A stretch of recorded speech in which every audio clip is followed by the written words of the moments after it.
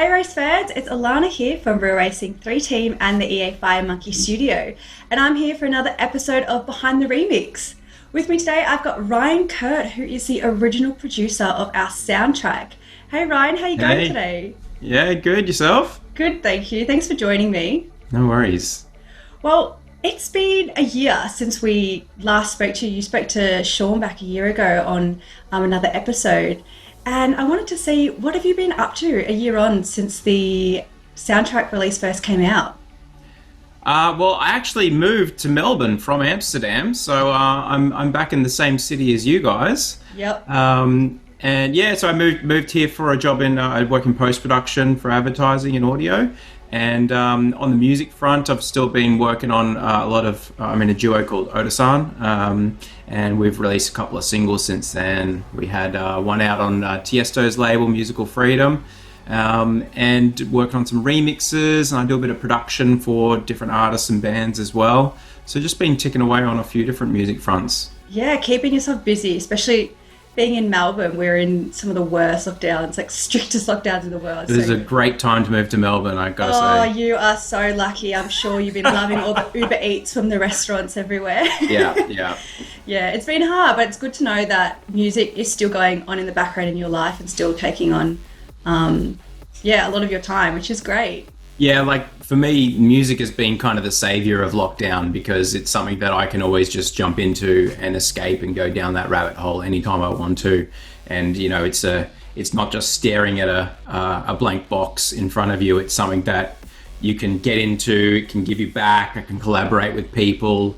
It's a kind of a living creative thing that it definitely helps me get through the harsh lockdown periods. Yeah, how are you finding like rehearsing and practicing over Zoom? I know that's been, with the lag and stuff, it can be a bit tricky. How have you been finding that, collaborating with others online? So not normally doing it live, like via Zoom. Most of the time it'll be that people will send me stuff and I'll send them stuff and we'll chat on the phone, or, we might have a video chat about the files that we're working on. I do some session. I've done one session from lockdown, which is on a thing called Source Connect, but there's a bit of a lag there, so I have to do a little bit of extra work to get that all working. But I've recorded the vocalist via that, and that works fine once it's all set up. Just a little bit of delay there, but there's a way to get around that. Yeah, it is a bit hard, but at least like things are still moving in the art industry, still doing stuff behind the scenes. So yeah, it's really great to hear.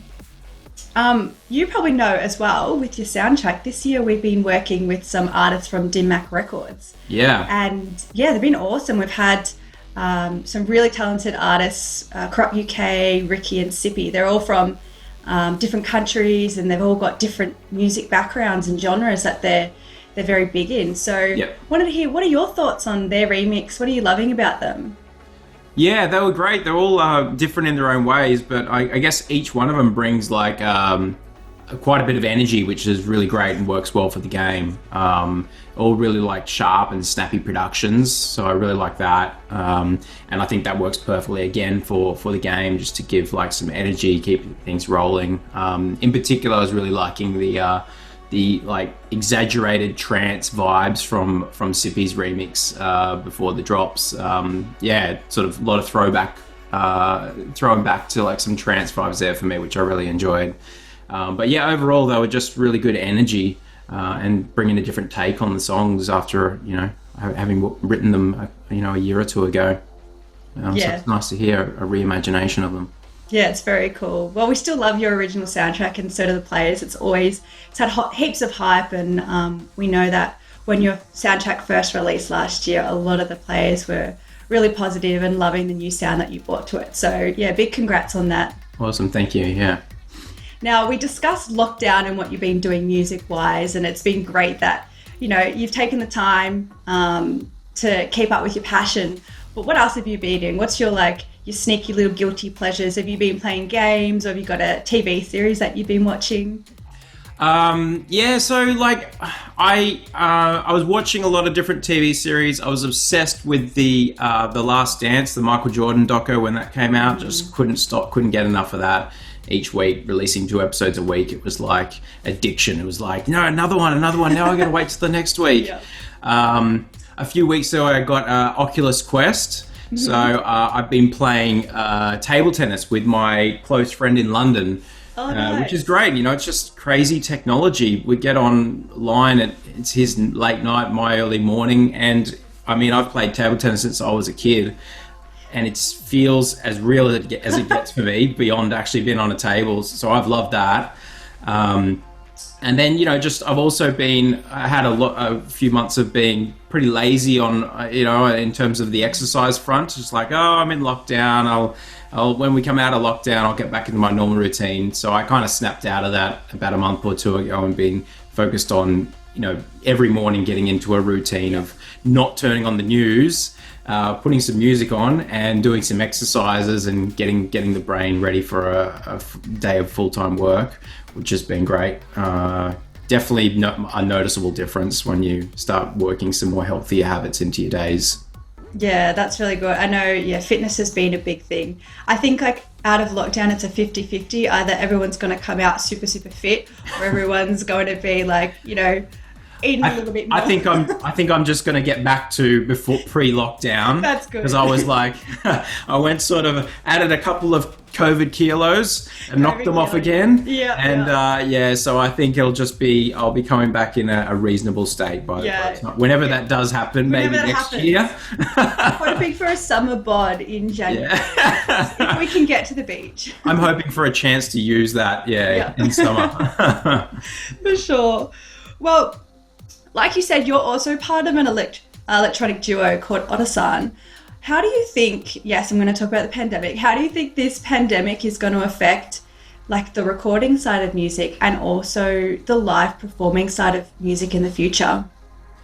Yeah, like on the recording side, I think I've noticed, because I collaborated with a lot of different people, I've noticed a lot of people becoming more self-sufficient in their own recordings and being able to just kind of do all the recording themselves, send files, and them being actually of good quality. So the idea of being able to collaborate with almost anyone around the world, it's been something that's been possible for a long time, but people are getting better at it. And so there's a lot more people that have the ability to record and send you files, and the internet's fast enough for them to, you know, be able to have a good video chat with you along the way. On the gig front, I mean, for Otosan, my production partner is in Auckland, in New Zealand. So apart from the current lockdown they're in, they had a big one at the start, but then they've just been normal life. Like, I mean, we're booked for a bunch of shows coming up in October, November, December, like sold out Spark Arena with the Auckland Symphony Orchestra playing Symphony, and Rhythm and Vines Festival over New Year's, and I think 3 gigs on New Year's Eve. I'm assuming they'll be back to normal by then. So Alton's been able to live out the live gig front part of it for both of us. But, you know, as in terms of the rest of the world, my own experiences, I've enjoyed like getting online and streaming some gigs. But I mean, the DJ streams are okay. I think there's a big issue with Facebook pulling down streams constantly for DJs. I really don't understand what the record companies get out of pulling down constant live streams. But when you get to the larger groups, say like Hot Chip and Fat Freddy's Drop and another singer, Liane La Havas, who I tuned in for, and you buy a ticket to their live stream event, production is amazing. It's at a certain time, and, you know, I'll kind of almost attend that gig with friends or my partner. You know, we'll get a video chat happening on the side, and then watch the gig with headphones on say our laptops.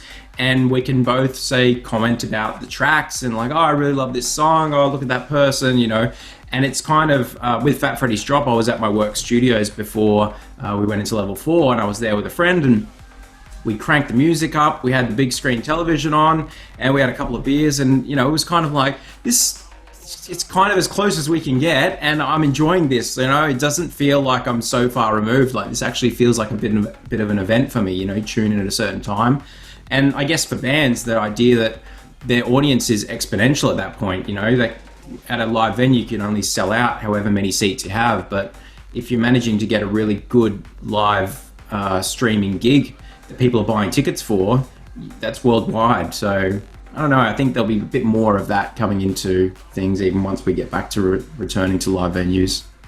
Yeah, it's been as hard as it's been going in this lockdown. We're quite lucky with the technology we have. Like the music industry has been really agile and doing those live streams and like definitely paying in a bit of money to just support the artists. There have been a lot of great organizations and even artists doing shows and collecting donations as well. So it's just been really great to see how people are coming together to support the music industry, even when we're even in our houses at home. So, yeah. Can you imagine how we would be getting through this 10 or 20 years ago? Oh. I just, everything would have ground to a halt. I mean, everything I've done work-wise is via video chats and it's working great. But take that away and I'm just not sure how I would actually function in my full-time job.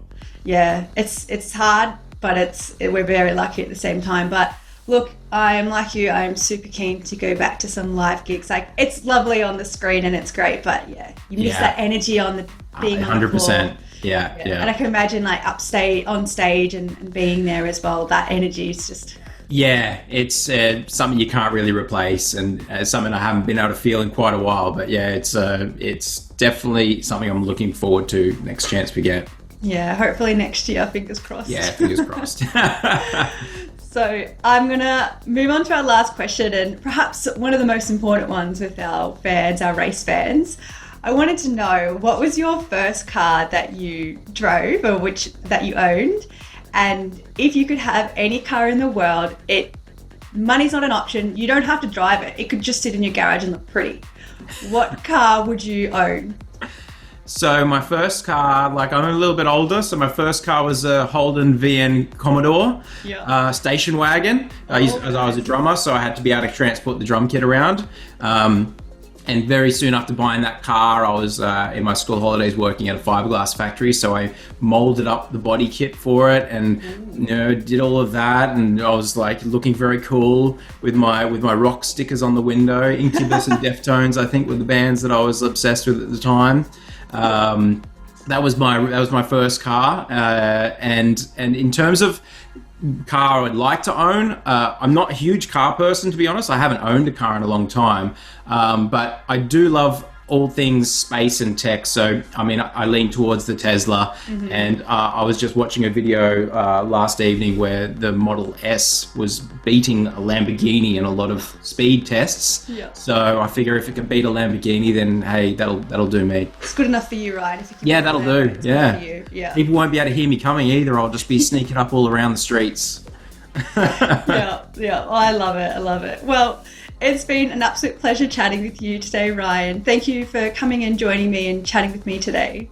No worries. Yeah, it's been a pleasure. Good to see you. Thanks, Ryan. Well, Ryan's song is in our game on our Racetrack Sim Real Racing 3, but you can also listen to it wherever you get your music. You can always take Real Racing 3 soundtrack on Spotify, anywhere you go. So check it out on all your music platforms as well. So thanks again, Ryan, and happy racing, everyone, and happy listening. Thanks.